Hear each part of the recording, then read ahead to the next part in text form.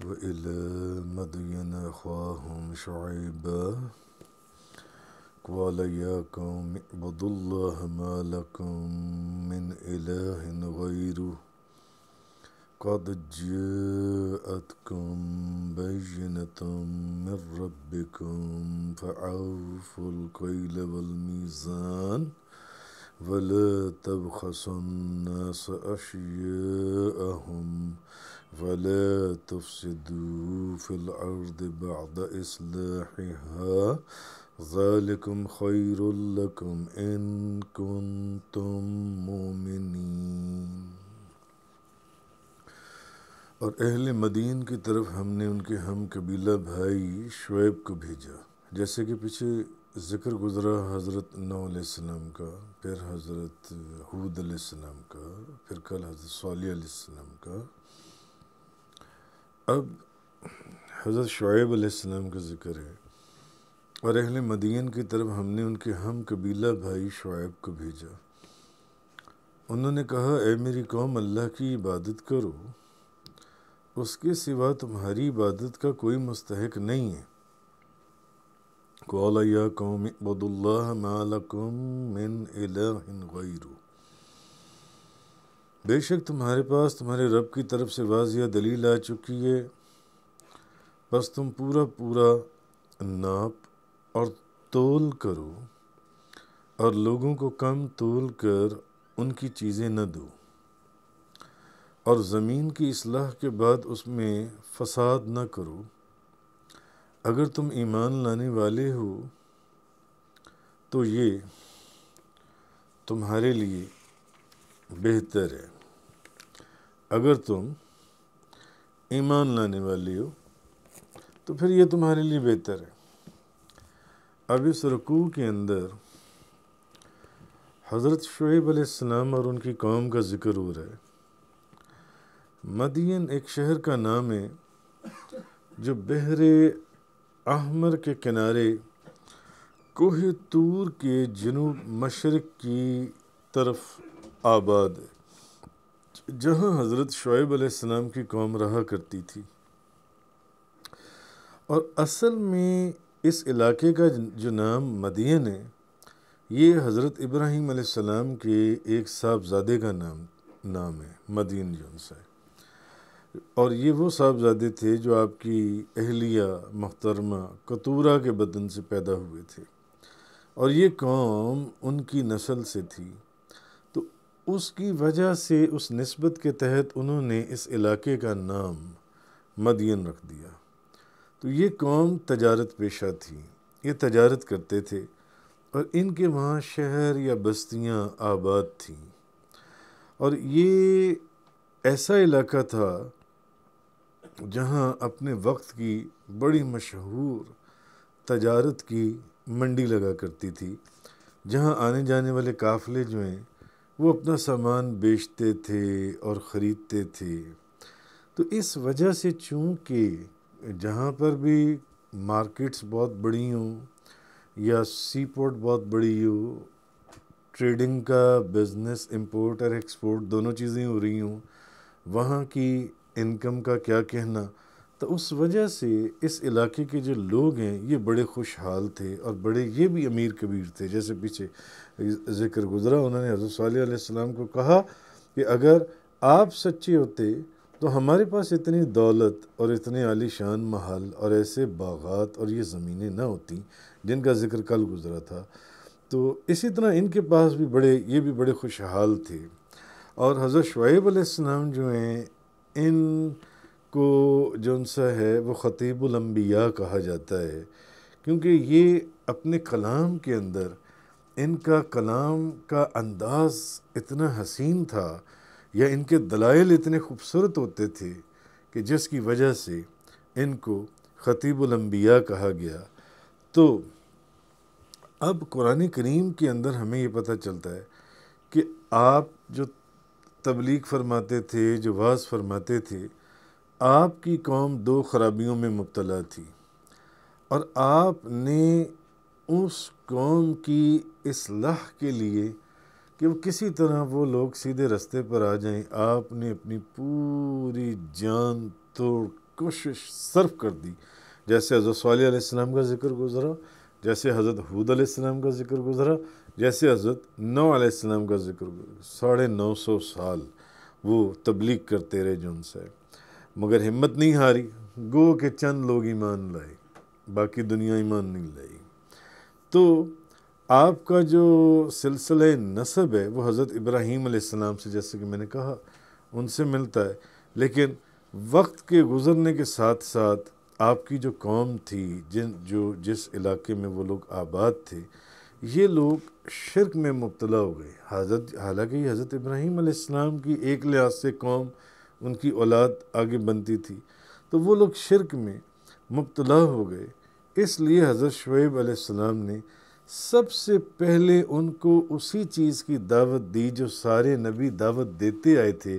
کہ اللہ وحدہ لا شریک، اللہ کی وحدانیت کے اوپر اقرار کرو، اللہ کی وحدانیت کے اوپر ایمان لاؤ کہ ایک خدا کے سوا اور کوئی خدا نہیں ہے، اور اس کی عبادت کے سوا کوئی اور عبادت کے مستحق نہیں ہے۔ اس لیے ایسی نادانی نہ کرو جو تم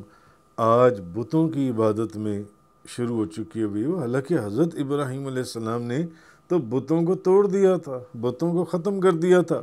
تو ایسا نہ کرو۔ اور دوسری جو ان کے اندر گندی خرابی تھی، جیسے کل کے ذکر میں، کل کے حضرت لوط علیہ السلام کے ذکر میں جو گزرا، کہ ان کی قوم جو سی ہے وہ ہم جنس پرستی کے اندر، کہ عورت سے اپنی جنسی خواہش پوری کرتی تھی، اور مرد سے اپنی جنسی خواہش پوری کرتا تھا۔ اب اس قوم کے اندر ایک تو یہ کہ یہ بھی بتوں کی عبادت کرنا شروع ہو چکے ہوئے تھے، حضرت ابراہیم علیہ السلام جو پرانا ان کا دین تھا اس کو چھوڑ کر، اور دوسرا یہ کہ جو ان کے اندر سب سے گندی عادت تھی کہ یہ جو مال دیتے تھے اس مال کو پورا نہیں دیتے تھے، اس میں کمی کرتے تھے، اس کا وزن کم ہوتا تھا۔ تو یہ اللہ تعالیٰ نے ان کے اس گناہ کو قرآن کے اندر بیان فرمایا، اور احادیث کے اندر ان کا ذکر آیا کہ یہ پورا تولتے نہیں تھے، پورا دیتے نہیں تھے، اس کے وزن میں کمی بیشی کرتے تھے۔ تو یہ دھوکہ فریب کرتے، اور ان کا کام ہی سارا ٹریڈنگ تھا، امپورٹ ایکسپورٹ۔ تو جب ویسے ہی اس کاروبار کے اندر اتنا بندہ پیسہ کما لیتا ہے، تو جب ایک چیز کو اس کے وزن کے حساب سے ہی نہیں دینا، تو پھر اتنا یہ اپنے منافع کو بے ایمانی کر کے، یا کم تول کے، یا کم وزن رکھ کر اس منافع کو یہ کماتے تھے۔ تو ان کے اوپر اللہ کا عذاب کیسے نازل ہوا، اصل میں اب ان کا بیان ہے جو ان سے، تو بڑی سے بڑی بے ایمانی اور اپنے فراڈ کو وہ کہتے تھے کہ یہ سب جائز ہے، یہ ایسے ہی ہے، کم تولنا، کم ناپنا، پیسوں کو ہیر پھیر کر دینا، ادھر کے ادھر کر دینا۔ تو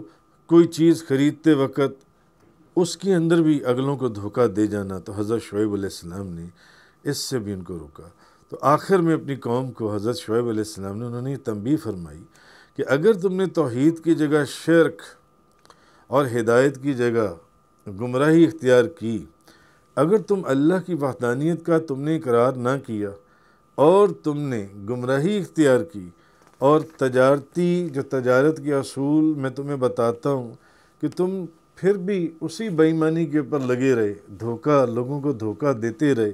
کم تولتے رہے، کم وزن کرتے رہے، تو ایک بات یاد رکھنا کہ امن اور امان کی جو فضا ہے، ہدایت جب ختم ہوگی تو یہ خراب ہو جائے گی، اور فتنہ اور فساد کے شعلے بھڑک اٹھیں گے۔ وہ تو علیحدہ بات ہے کہ جو گناہ کر رہے ہو تم پر اللہ کا عذاب تو نازل ہوگا ہی ہوگا، مگر ایسا نہ کرو، ایسا نہ کرو۔ انہوں نے پھر ان کو سمجھایا۔ آگے فرمایا، قرآن کریم فرماتا ہے وَلَا تَقْعُدُوا بِكُلِّ صِرَاطٍ تُوعِدُونَ وَتَصُدُّونَ عَنْ سَبِيلِ اللَّهِ مَنْ آمَنَ بِهِ وَتَبْغُونَهَا عِوَجًا وَاذْكُرُوا إِذْ كُنْتُمْ قَلِيلًا فَكَثَّرَكُمْ وَانظُرُوا كَيْفَ كَانَ عَاقِبَةُ الْمُفْسِدِينَ۔ اور ہر راستے پر گزرنے والے راستے، اس لیے نہ بیٹھو کہ ایمان والوں کو ڈراؤ، اور اللہ کے راستے پر چلنے سے ان کو روکو، اور اس سیدھے راستے کو ٹیڑھا کرنے کی کوشش کرو، اور یاد کرو جب تم تعداد میں کم تھے تو اللہ نے تم کو زیادہ کر دیا، اور غور سے دیکھ لو کہ فساد کرنے والوں کا کیا انجام ہوا، مفسدوں کا جون سا ہے۔ پھر اللہ احسان یاد کہ جب تم تعداد میں تھوڑے تھے تمہاری تعداد کو زیادہ کر دیا، یا تمہارے پاس مال کم تھا تمہارے مال کو ڈبل کر دیا، طاقت کم تھی تمہاری طاقت کو دوگنا کر دیا۔ وَإِن كَانَ طَائِفَةٌ مِّنكُمْ آمَنُوا بِالَّذِي أُرْسِلْتُ بِهِ وَطَائِفَةٌ لَّمْ يُؤْمِنُوا فَاصْبِرُوا حَتَّى يَحْكُمَ اللَّهُ بَيْنَنَا وَهُوَ خَيْرُ الْحَاكِمِينَ۔ اگر تمہاری ایک جماعت اس دین پر ایمان لائی جس کے ساتھ میں بھیجا گیا ہوں، اور ایک جماعت ایمان نہ لائی، نہیں لائی، تو صبر کرو حتیٰ کہ اللہ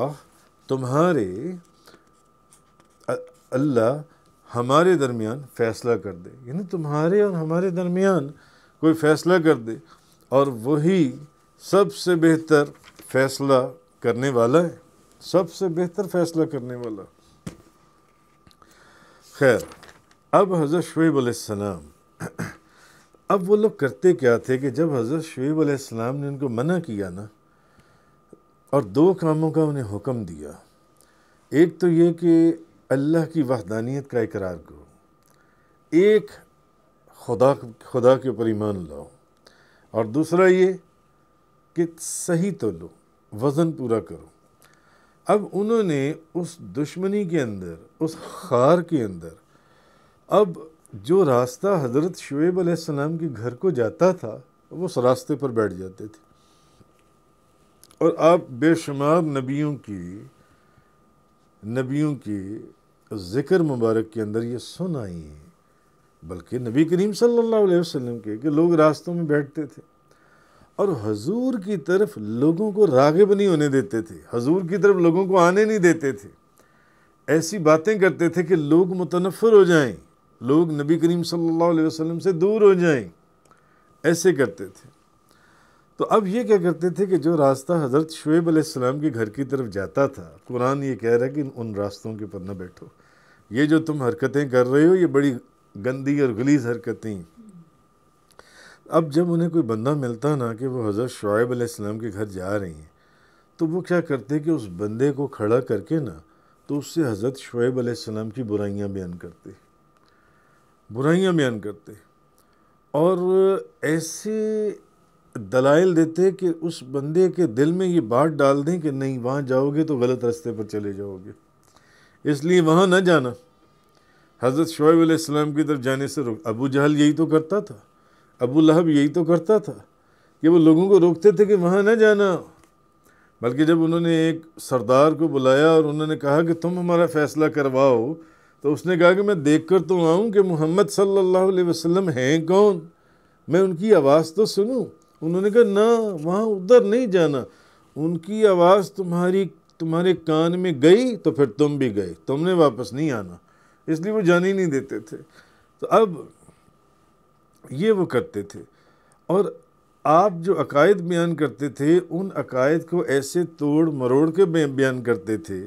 کہ وہ بندہ جون سا ہے نا اس کو توڑنے کی کوشش کرتے تھے کہ وہ بندہ ادھر نہ جائے، لیکن اگر وہ بندہ پھر بھی ان کی طرف جانے کی کوشش کرتا تو پھر اس کے اوپر اس کو ڈراتے اور دھمکاتے اور دھمکیاں دیتے جون سا ہے۔ تو اصل میں اس چیز کا ذکر اللہ نے قرآن کریم کے اندر کیا۔ خیر، آگے یہ فرمایا یعنی تمہارے گرد و پیش بے شمار ایسے کھنڈرات موجود ہیں، جسے کل کے بیان میں ذکر ہوا تھا حضرت لوط علیہ السلام کی قوم کے اوپر جہاں وہ عذاب آیا تھا، وہ آرکیولوجیکل ڈپارٹمنٹس نے اس جگہ کو تلاش کر لیا کہ یہ جگہ جہاں پر وہ عذاب آیا تھا اس عذاب کے آج بھی آثار وہاں پر موجود ہیں اپنی جگہ کے اوپر۔ تو اب کہ تمہارے گرد و پیش میں بے شمار ایسے کھنڈرات موجود ہیں جو جہاں پر وہ قومیں رہتی تھیں جو اپنے وقت کے اندر قوت، شان و شوکت، علم اور کاروبار میں کوئی ان کا ثانی نہیں تھا، جن کو اپنے پر بڑا ناز اور بڑا تکبر تھا لیکن جب وہ نافرمانی کے راستے پر چلے اور گناہ کے راستے کے پر چلے تو پھر دیکھو ہم نے ان کو کیسے پیس کر نیست و نابود کر دیا، ان کا نام و نشان مٹا دیا۔ تم ان کے دردناک انجام سے آنکھیں کیوں بند کیے ہوئے ہو؟ بتاؤ نا۔ اب جیسے کل کے درس کے اندر حضرت لوط علیہ السلام کی قوم کے اوپر جب عذاب آیا تو ان کے اوپر جب وہ پتھر اور آگ برسائی گئی اور ان کی زمین کو حضرت جبریل علیہ السلام نے اپنے پر سے اٹھا کر زمین کے اوپر پھینکا، آسمان کی طرف اٹھا کر ان شہروں کو، تو وہ لوگ کوئلہ بن گئے، کوئلہ وہ لوگ جن سے۔ تو جب اللہ کا عذاب آتا ہے تو پھر وقت نہیں رہتا، وقت کے لیے بار بار سمجھایا جاتا ہے کہ ابھی بھی وقت ہے، سمجھ جاؤ اور ایسا نہ کرو جن سے۔ تو خیر آگے فرمایا قال الملأ الذين استكبروا من قومه لنخرجنك يا شعيب والذين آمنوا معك من قريتنا أو لتعودن في ملتنا قال أولو كنا كارهين۔ جب حضرت شعیب علیہ السلام کی قوم کے جو تکبر کرنے والے سردار تھے، انہوں نے کہا شعیب ہم تم کو اور ان لوگوں کو جو تمہارے ساتھ ایمان لائیں ضرور اپنی بستی سے نکال دیں گے، جیسے ان نبیوں کو کہا گیا تھا، یا پھر تم ہمارے دین میں داخل ہو جاؤ، جیسے ان نبیوں کو کہا گیا تھا جن کا پیچھے ذکر گزرا۔ دیکھو اگر تم صحیح ہوتے تو تمہارے پاس بھی اتنی دولت ہوتی جتنی ہمارے پاس ہے۔ اور یہ چیز مکہ مکرمہ کے کافر اور منافق بھی مدینہ منورہ کے کیا کرتے تھے صحابہ کرام کو، کہ اگر تمہارے نبی یا تم سچے ہوتے تو تمہارے پاس بھی اتنی دولت کے انبار ہوتے جتنے ہمارے پاس ہیں، جیسے ہم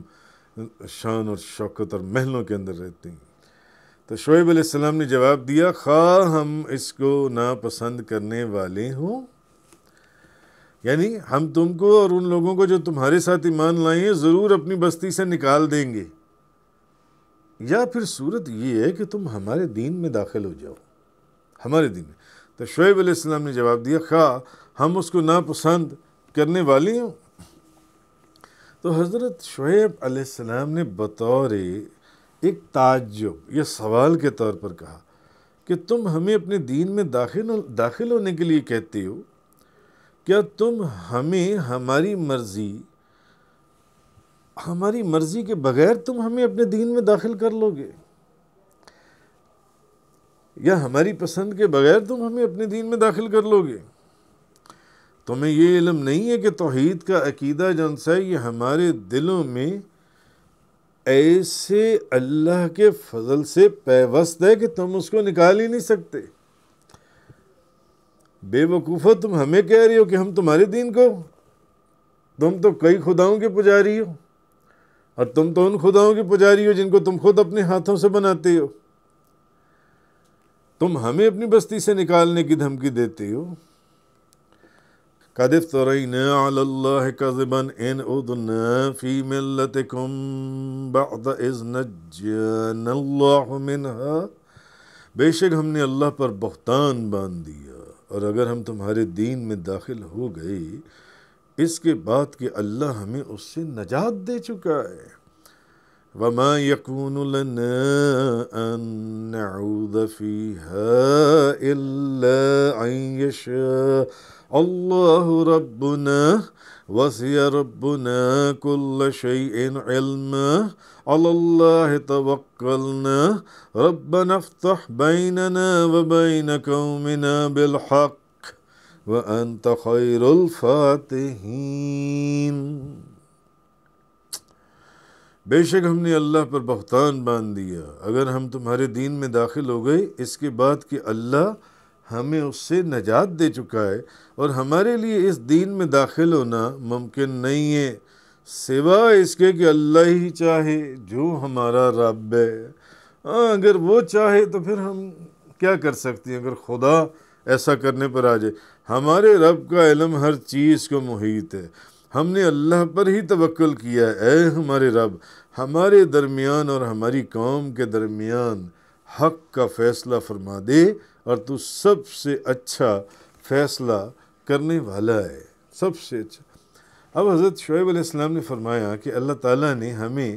تمہارے دین میں داخل ہونے سے محفوظ رکھا ہے، اللہ نے ہمیں محفوظ رکھا ہے تمہارے دین میں داخل ہونے سے،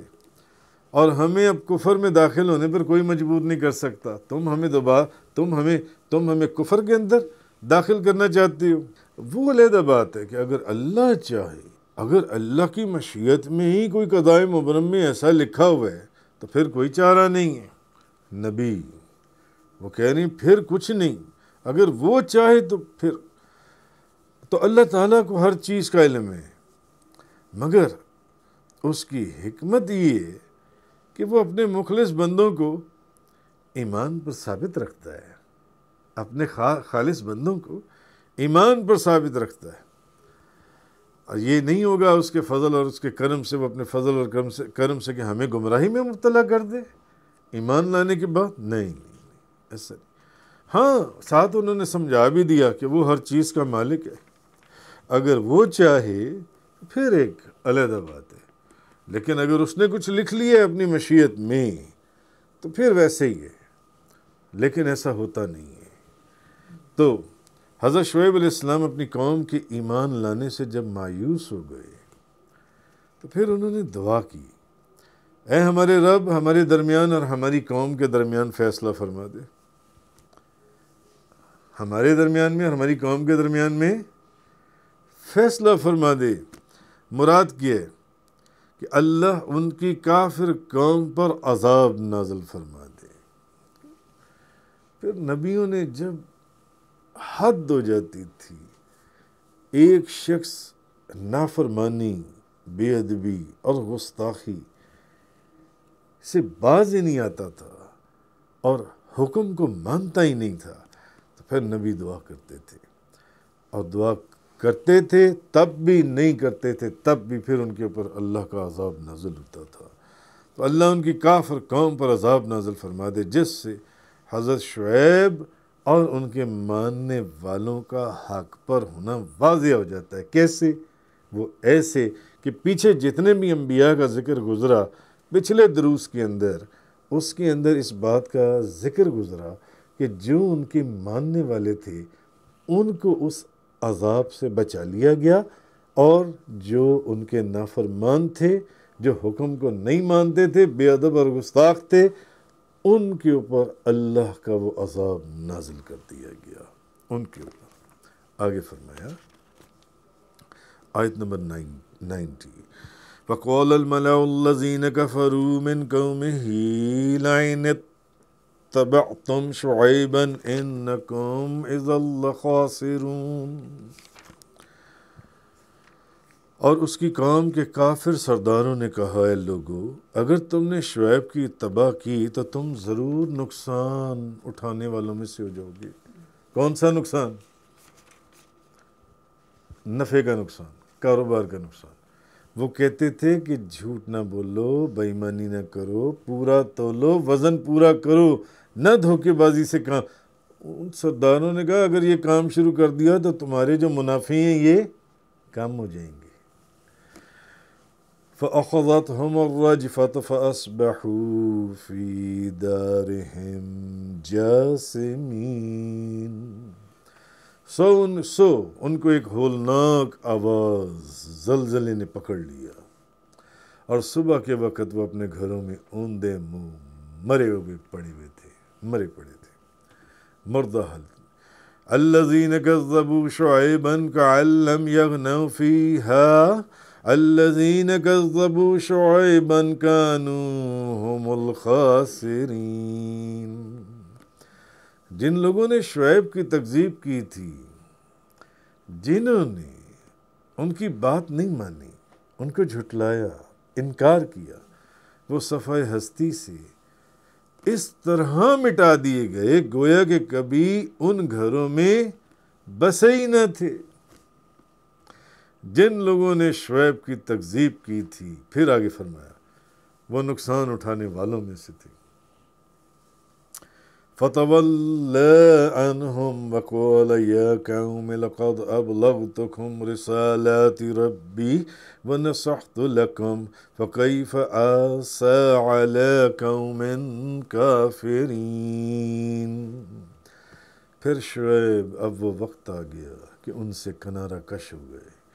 اور کہا ہے میری قوم، میں نے تمہیں اپنے رب کے پیغامات پہنچا دیے تھے اور میں نے تمہاری خیر خواہی کی تھی، تو اب میں کافروں کے عذاب پر کیوں افسوس کروں؟ اب میں ان کے عذاب کے پر کیوں افسوس کروں؟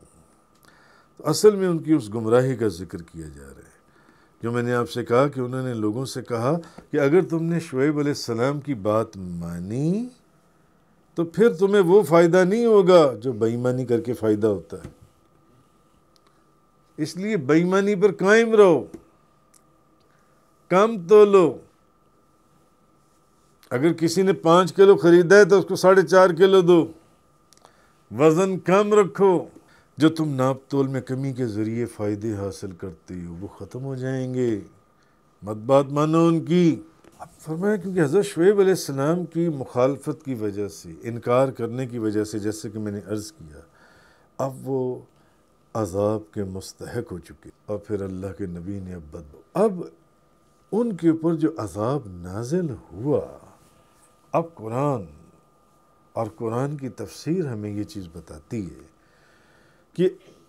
اس عذاب میں اللہ تعالیٰ کی وحدانیت اور حضرت شعیب علیہ السلام کے دین کی صداقت اور حضرت شعیب علیہ السلام جو فرما رہے تھے ان کی سچائی کی دلیلیں موجود تھیں۔ اس عذاب کے نازل ہونے میں، اس عذاب کے نازل ہونے میں اللہ کی وحدانیت، ان کی نبوت اور ان کی صداقت، ان کے دین کی سچائی کی دلیلیں موجود تھیں۔ اس عذاب کے نازل ہونے پر، اس عذاب کے نازل ہونے پر کیوں؟ پہلی دلیل تو یہ کہ اگر وہ صحیح ہوتے تو ان کے پر عذاب ہی کیوں نازل ہوتا؟ اس کا مطلب ہے کہ وہ غلط تھے، ان کے پر اللہ کا عذاب نازل ہوا۔ دوسری دلیل یہ کہ جب عذاب نازل ہوا تو اس کا نزول ان لوگوں کے اوپر ہوا جو ان کے گستاخ تھے، جو نافرمان تھے، جو ان کا مذاق اڑاتے تھے، جو ان کی بات نہیں مانتے تھے، انکار کرتے تھے۔ عذاب ان کے اوپر نازل ہوا، باقی لوگوں کے اوپر عذاب نازل نہیں ہوا۔ سو تو سارے ہی رہے تھے رات کو، اپنے بھی اور غیر بھی، فرما بردار بھی اور نافرمان بھی، وہ بھی تھے وہاں پر، ان کے اوپر وہ عذاب نازل نہیں ہوا۔ اچھا، اور یہ عذاب آسمان سے نازل ہوا، مگر نازل صرف جب آسمان سے ہوا تو ان لوگوں کے اوپر ہوا جو آپ کے مخالف تھے اور آپ کے منکر تھے، اور ان پر نازل نہیں ہوا جو حضرت شعیب علیہ السلام کے فرما بردار تھے، ان کے اوپر یہ نازل نہیں ہوا۔ خیر، اس کے بعد پھر حضرت شعیب علیہ السلام جو ہیں یہ وہاں سے چلے گئے۔ فَتَوَلَّىٰ عَنْهُمْ وَقَالَ يَا قَوْمِ لَقَدْ أَبْلَغْتُكُمْ رِسَالَاتِ رَبِّي وَنَصَحْتُ لَكُمْ فَكَيْفَ آسَىٰ عَلَىٰ قَوْمٍ كَافِرِينَ۔ پھر شعیب نے ان سے کنارہ کش ہو گئے، چھوڑ دیا، کہ تم نے بات مانی نہیں، اور کہا ہے میری قوم، میں نے تمہیں اپنے رب کے پیغامات پہنچا دیے تھے، میں نے تو تمہاری خیر خواہی کی تھی، تو اب میں کافروں کے عذاب کے پر جو اللہ کا عذاب نہ۔ تفسیر قرآن کا یہ لیکچر انگلش میں سننے کے لیے براہ کرم ڈسکرپشن میں موجود لنک پر کلک کریں۔